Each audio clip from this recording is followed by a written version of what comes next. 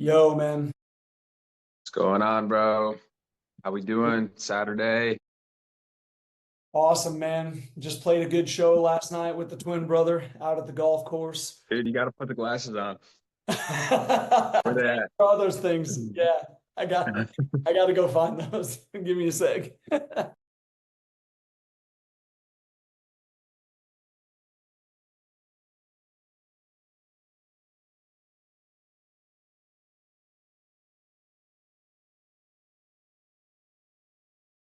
There they are.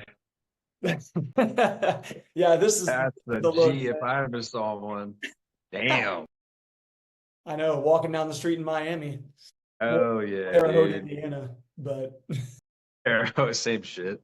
yeah, what's the difference when it's 90 degrees and sunny? Exactly. I'm sure you guys have a bunch of yachts and Latinas everywhere. Of course, yeah, of course. On the 1 by 1 square mile lake out here, the biggest body of water in Indiana. Oh yeah, they probably couldn't be more different, those two places. Dude, in so many ways. You're the only thing that probably, parallels the two. Yeah, In the getup you got on right now. exactly. I'm bringing the entire Miami vibe with me from the last time I was. All right, man. Field notes. Let's hit it. Give us a recap. Yeah, let's hit it. So, last time on Dragon Ball Z, my commitment was to do it fast. So it was of undetermined length, but after the episode, I figured it out, and I decided to do a 3 day fast. Good clean out. Nice. Um, Nice. However, I only made it 2 days. So we went for a hike out at Turkey Run State Park, which has a lot of beautiful trails.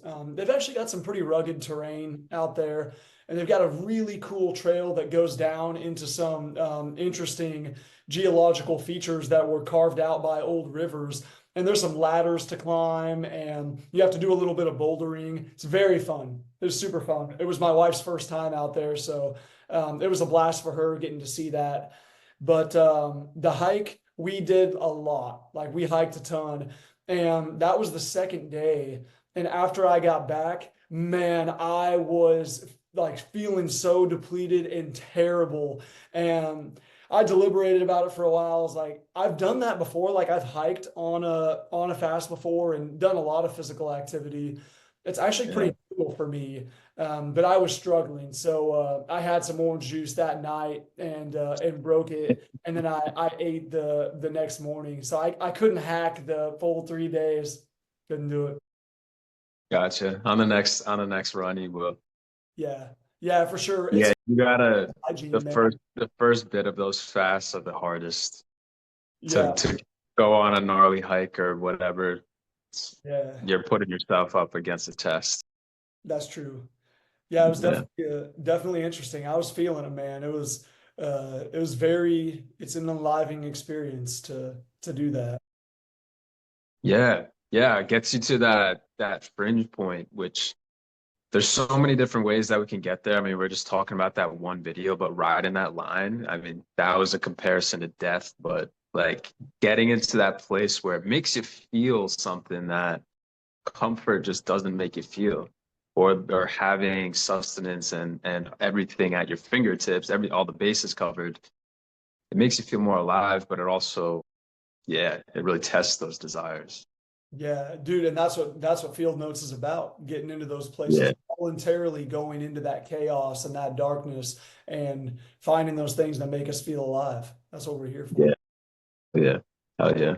Yeah. So for me, I got this whiteboard and I returned it Hey. because I was like, dude, I am going through a massive phase of becoming a minimalist, or at least like I still need to go. I have so much, dude, I have so much clothes I've inherited over the years. It's insane. And I've been disgusted recently with consumerism, like absolutely disgusted with how much shit that I have that doesn't get used. It's just like laying around. And not saying the whiteboard would have been that, but I'm in a phase where I'm like, I'm in a pivot point where I want as little as stuff as I actually need, and I'm gonna make and develop ways in which I can, essentially what I was gonna do with the whiteboard, I can do with a pen and paper, I can do with the phone. It's not essential and it's not necessary. That might phase out. I'm going through a massive purge, just purged out my whole garage, and it's gonna have like one final garage sale, and then I'm gonna donate so much stuff. So after that, I might feel much more like allowing myself to bring items and material shit into my life. But I just grew up in a consumer lifestyle, and I've seen the amount of garbage it accumulates over the years. So I'm like hyper vigilant of what I consume nowadays as far as like items that I have to do something with at some point. They're not consumables and they're not experiences. They are things that are have weight to them, and I have to sell it one day, or I have to throw it out, or I have to pass it on to someone. So yeah, I bought it but returned it. So what are you gonna do? Yeah, it's a shift. Yeah, it was. Yeah, You're having this massive thing. Like you said, the minimalism thing, it's not about getting rid of everything. Like you get what you need, you don't use more than you need. So maybe you will find that you need it in the future. But until then, exactly. there's other Yeah, ways. and I'm like in a place, I imagine I'm going to be moving or traveling potentially soon. We'll see. But hey, there's a joy that comes through for me like when I have less items, or at least it's just like being able to harness my energy into the things that I really do want. Like I'd rather really want to live somewhere first that I want to be, and then, acquire things and not have to feel like I'm going to be moving them and whatnot. But that's a different conversation. Anyway, um, yeah, man, let's uh let's dive into this next week here. What's going on? You got any thoughts? Yeah, I do. Something was coming through for me pretty recently. So I'm gonna borrow from you. I want to get involved in the spiritual community around Terre Haute Oh because yeah. I just did some quick research and there are some cool things there. Actually, we have a couple of resident psychics. There are a lot of guided meditations, yoga in the park, um, things like that. There's also a sound bath. I was actually Um, quite surprised to see. I mean, Terre Haute, dude, it really is, man. We have like 30,000 people, and you just have to look for it. Like, I've always had kind of a stigma about the Midwest that that kind of thing just doesn't exist here. But it's more accurate to say I existed here all my life and I never looked for it. So I just trained myself to believe that those communities aren't here, that people don't do activities like that in the rural Midwest where it's a bunch of people who never leave the area and stuff. It's not true. That's none of those things are true. Actually, you find all sorts of people living in any place. So now I want to, because Sniggy and I renewed our lease, so we're going to be in Terre Haute for another while. So you got to make the most of it and engage with that community because the people you surround yourself with are it really matters. So that's my commitment. I'm going to do a meditation and or a sound bath experience around here. I'm going to go and get engaged with that community. cool, man. Yeah, that sounds amazing. I mean, that's been fresh to me to do that in my local area, even though I've been doing it for quite some time now. It's been something that I attached to traveling or leaving. And then once I started doing it here, it shifted a lot for me.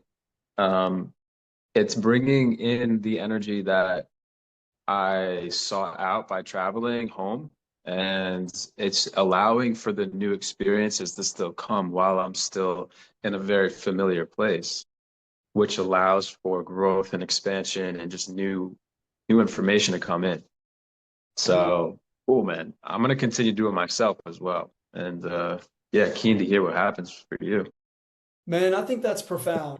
I won't dive too deep into it because it's a whole other conversation. Something that we were talking about before, just how you can, instead of always going out and leaving to look for those new experiences, and needing to, yeah, to somehow do some dramatic thing to fix what you feel is missing, like just looking for it where it is and being open to the place that you're at. I think there's something very profound about that. So Yeah. And the this, younger me would not have done that. I felt like it had to be dramatic. I have to do something so dramatic. I have to go yeah, to the other yeah, side of the world. I have to go to Thailand. I have to go to Egypt to see the pyramids. And that stuff is great. I'm glad that I did that. But you don't have to do that to have a profound experience. That's what I didn't know. no, no. I think there's value. There's of course value in it still. And dude, I'm still having a struggling time with actually comprehending the meanings between the two of them and like what a hometown is versus what a leaving a hometown is. But what I can say for sure with all the experiences I've had is that you need to be able to find joy, forgiveness, and peace in your hometown before you can truly bring that elsewhere. It's again kind of what we are talking about. Like you can make the illusion that if you're very determined, you can move somewhere and constantly be engaged with the environment or manipulating it in a way where it constantly is keeping you stimulated, like a drug, to make you feel never get to the point of feeling what you would feel like back home if you didn't have the outer stimulus or the newness to cover it up essentially. You need it, you would never be able to get to that depth. So, but it's still there. It doesn't eradicate it. It's still there. Yeah, you can't go around it. You got to go through it. Or Yeah. it never just goes away from the outer changes, from stimulating Yeah, yourself. exactly. The experiences can give us the illusion that it is, but it's not the truth. Yeah. So what about for you this next time? What's the new experiment? Yeah, so for me, I mean, I told you before, I didn't give this too much thought. I've been having quite the experiences the past 24 hours. So I think I'm just gonna piggyback off of that and what I shared with you before we hopped on here is that I am going to just commit to this way of engaging with life, first and foremost, in observe in being in commitment to observing thoughts rather than like engaging with them and just walking through my days in this way of just allowing them to come and just observing them and not getting tied up and knowing when I'm getting tied up or investing into them. Um, I know it's kind of, abstract, but it's a practice essentially that I'm gonna commit to this week of just flowing with life in this way. Man, I love And that. Dude, yeah, I'm so happy that we have this conversation because the world that we live in, we said this before, there's just the massive emphasis on outer doing and conventional measurable success. And if you're not doing that, then you don't get the approbation, the praise, the acknowledgement, and people, so whether they say it or not, they feel like you're not accomplishing anything and you're not doing anything important. Like to have importance, an activity has to change something in the outer world. And that's exactly wrong. The real changes in life come from doing things like that. And a lot of us avoid that because there is no outer glory in it. Like no one is going to do that. But I want us to have this conversation because that's actually a beautiful and profound and difficult thing to do, what you're committing to do. So, yeah, you found some higher ground, a good place where you can look out over your experience, and you should use that vantage point. I think that's a great commitment to use that. And good luck. It's it can be like you said, like when you catch yourself falling out of it, it's impossible not to fall out of that sometimes and to re-engage with the thoughts. But yeah, I'm curious to see how it goes from this vantage point that you're at. yeah, yeah, it's an important time period for me to take this on. And also, I think well, most people typically get attached to negative thoughts and negative emotions. And this is a good practice into being able to redirect that and being able to pick up, like when you're in this, like allowing the carousel of thoughts to kind of come through pick up when there's actually a positive thought or like a positive emotion, and being able to be aware of how that makes you feel, and like and give that energy and invest into that. And I think that helps realign us to our intuitions and our ability to live our more harmonious life. So Dude, it's kind of like it's a screen, again, it's like a social media feed, and we're just like choosing which ones to stop at and look at and invest our energy into, like what posts we're looking into.